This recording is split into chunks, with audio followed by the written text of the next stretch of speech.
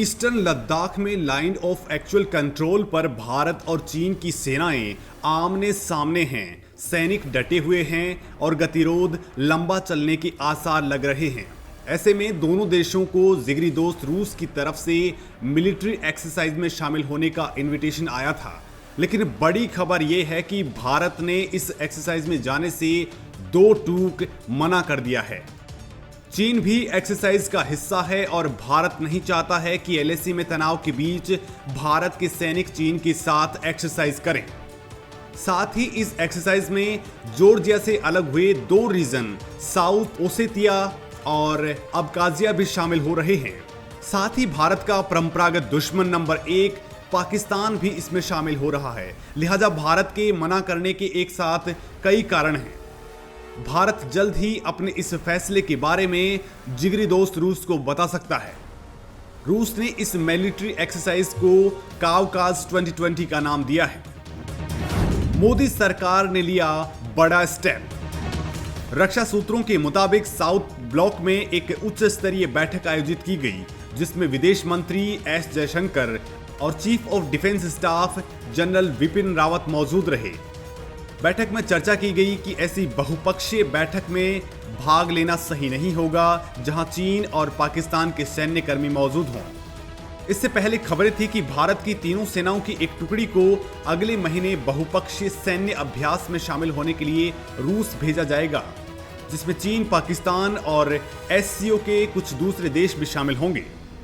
हालांकि अब भारत ने यह क्लियर कर दिया है कि जब चीन और पाकिस्तान अभ्यास कर रहे हैं तो वहां भारत कतई अभ्यास नहीं कर सकता है। हालांकि इसके पीछे एक वजह कोरोना वायरस को भी बताया जा रहा है, जहां भारत में हर दिन 70,000 से ज्यादा पॉजिटिव केस सामने आ रहे हैं। भारतीय अधिकारियों ने वैश्विक कोविड-19 की स्थिति को देखते हुए इस वॉर गेम में भागीदारी से पीछे हटने का फैसला लिया है।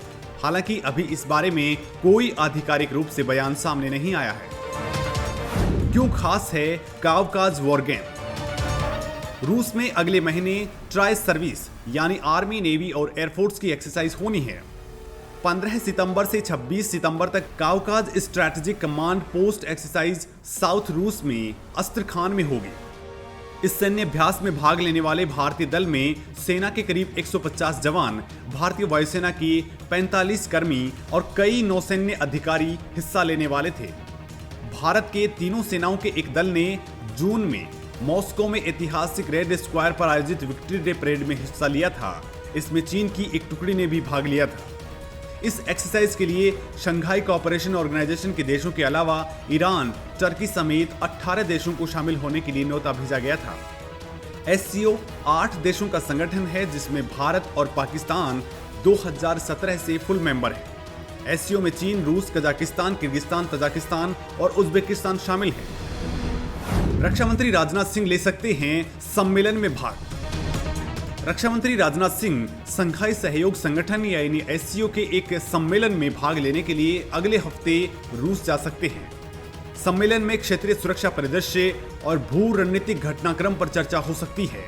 एससीओ के रक्षा मंत्रियों का सम्मेलन ऐसे समय में आयोजित हो रहा है जब उसके दो सदस्य देश भारत और चीन के बीच पूर्वी लद्दाख में गतिरोध बना हुआ है।